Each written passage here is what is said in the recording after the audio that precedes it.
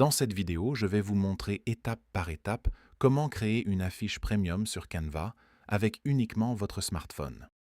Je vais vous montrer comment tirer le maximum de l'application Canva sur téléphone.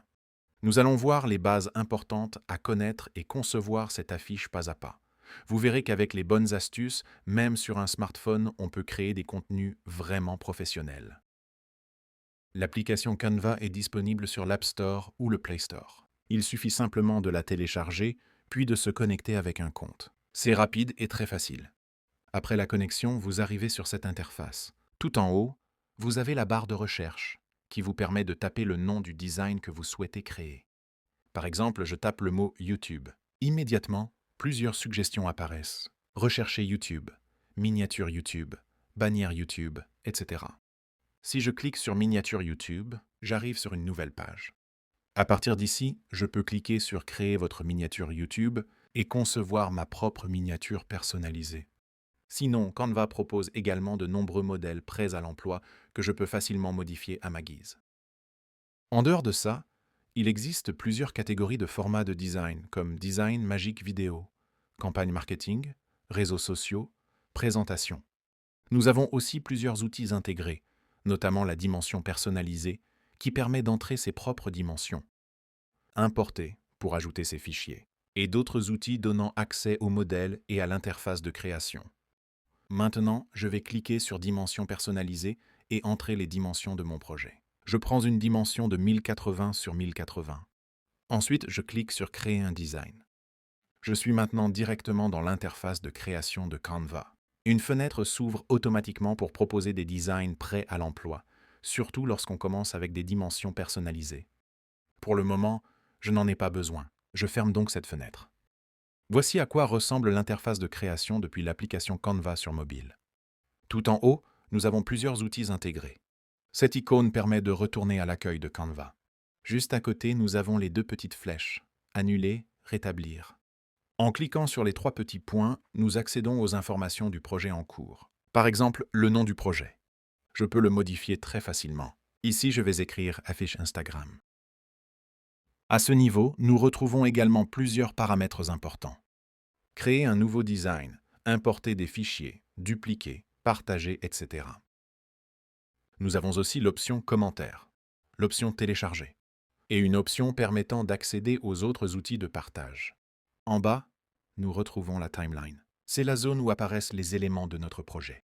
Lorsque je fais un zoom arrière, je peux voir l'ensemble des pages. À partir d'ici, je peux dupliquer une page ou la supprimer. En cliquant sur le bouton plus, j'ajoute une nouvelle page. Et si je clique ici, je peux choisir un autre type de page. Je retourne maintenant sur ma page de création. Tout en bas de l'écran, nous avons les différents onglets essentiels à la création. Éléments, texte, galerie, et plusieurs autres outils indispensables que nous allons découvrir progressivement dans le processus de création. Maintenant, on va passer à la création de notre affiche. Mais avant, je vais vous montrer comment créer une image de produit de restauration avec l'intelligence artificielle que nous allons ensuite utiliser dans notre affiche. Je quitte donc Canva et je vais dans ChatGPT. Je décris précisément le type de produit que je souhaite obtenir. Voici ma demande. Crée-moi un prompt afin de générer une image ultra réaliste en 4K pour une pizza avec une croûte fine et croustillante qui dégage un peu de vapeur. Il doit y avoir un supplément de fromage avec du pepperoni, des champignons, des oignons et des poivrons. Et n'oublie pas le basilic frais sur le dessus. La pizza doit être sur une pizza paddle. Fond de l'image. Studio unique. Le prompt est en cours de génération. Je le laisse terminer.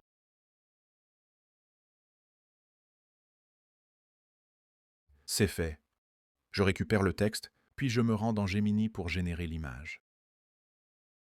Me voilà dans Gemini. Je clique sur Créer une image. Je colle le texte, puis j'appuie sur Envoyer. L'image est en cours de génération. On patiente quelques secondes. C'est terminé. Honnêtement, l'image est irréprochable.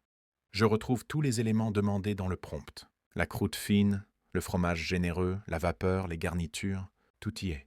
Je fais un clic prolongé sur l'image, puis j'appuie sur Télécharger pour l'enregistrer. Maintenant, je retourne dans Canva pour la conception de notre affiche personnalisée. La première chose que je fais, c'est cliquer sur le fond de l'affiche. Je vais ensuite dans Couleurs, puis dans la palette de couleurs. Pour aller plus vite, j'entre directement un code couleur afin d'obtenir une couleur orange. Ensuite, je passe dans l'option Dégradé pour choisir la deuxième couleur. Cette fois-ci, je sélectionne une teinte légèrement ocre, plus douce. Je choisis ce style de dégradé pour le fond principal de mon design. Voilà, c'est fait. Maintenant, je vais dans Éléments et je choisis une forme. Je sélectionne une forme carrée. Je change sa couleur.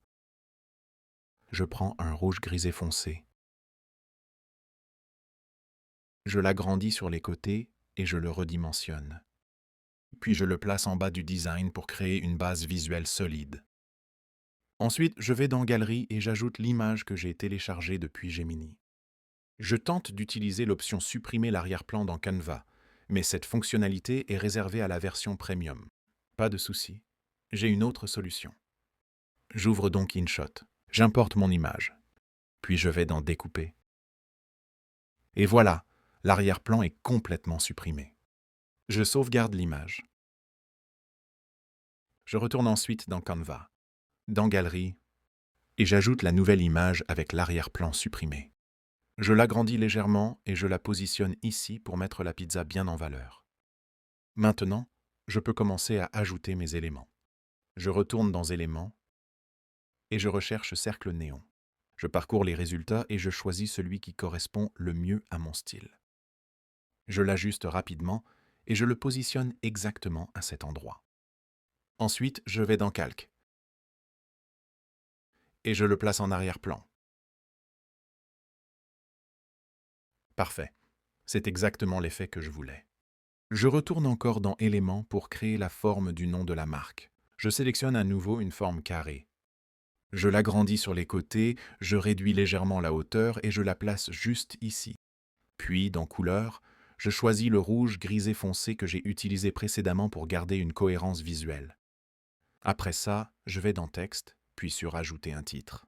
J'écris Émir Fast Food.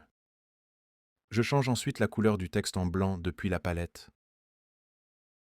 Mais pour lui donner plus de caractère, je sélectionne le mot food du texte et je le mets en orange. Maintenant que le rendu me plaît, j'ajuste la taille et je positionne parfaitement le titre sur la forme. Ensuite, je clique sur Texte et j'ajoute un nouveau titre. Cette fois-ci, j'écris Le goût du vrai pizza. Je choisis la police à lisse. Puis je viens ici réduire légèrement les interlignes pour un rendu plus compact et élégant. Après ça, je vais dans Couleurs et je sélectionne le blanc pour garder une bonne lisibilité. Ensuite, je passe dans Effets et j'applique l'effet Élévation. Je fais quelques ajustements pour obtenir un effet subtil et professionnel, puis je positionne le texte exactement à cet endroit. Maintenant, je vais ajouter des flammes un peu partout pour renforcer l'ambiance chaleureuse. Je retourne dans Éléments et je tape Flamme dans la barre de recherche. Je parcours les différents styles proposés et je sélectionne celui-ci. Je le redimensionne et je le place ici. Je sélectionne ensuite une autre flamme. Je fais une légère rotation pour varier l'effet. Je vais dans Calque pour l'envoyer en arrière-plan, puis dans Transparence et je réduis l'opacité à 50% pour un effet plus discret.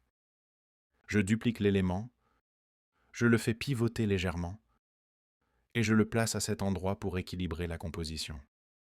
Rapidement, je retourne dans Éléments et je choisis une forme circulaire. Je réduis sa taille, puis dans la palette de couleurs, je sélectionne un rouge foncé. Ensuite, je passe en dégradé, je choisis une teinte rouge plus vive et j'applique ce style de dégradé. Je vais dans Style. J'augmente légèrement l'épaisseur du contour et je choisis la couleur orange pour créer un contraste dynamique. Je positionne la forme juste ici. Après ça, je retourne dans Texte pour ajouter un nouveau titre. Je clique sur Ajouter un sous-titre et j'écris le prix. Je change la couleur pour qu'elle ressorte bien.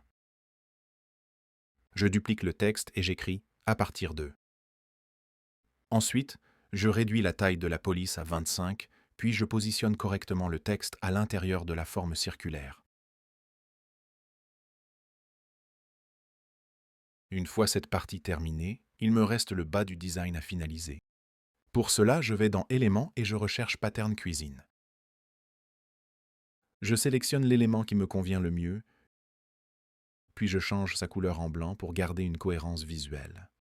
Je le redimensionne et je le positionne juste ici. Ensuite, je vais dans Calque et je l'envoie complètement en arrière-plan. Je passe dans Transparence et je réduis légèrement l'opacité pour obtenir un effet discret mais élégant. Après ça, je clique sur Texte, puis sur Ajouter un sous-titre. J'écris Infoline, puis j'ajoute mes contacts. Pour ce texte, je choisis encore la couleur blanche. Je sélectionne uniquement le mot Infoline et je change sa couleur en orange pour le mettre en valeur. Je clique ensuite sur Avancer et je réduis l'espacement entre les deux lignes pour un rendu plus compact. Je diminue légèrement la taille du texte et je le place précisément à cet endroit. Il ne me reste plus qu'à ajouter l'icône téléphone devant le numéro.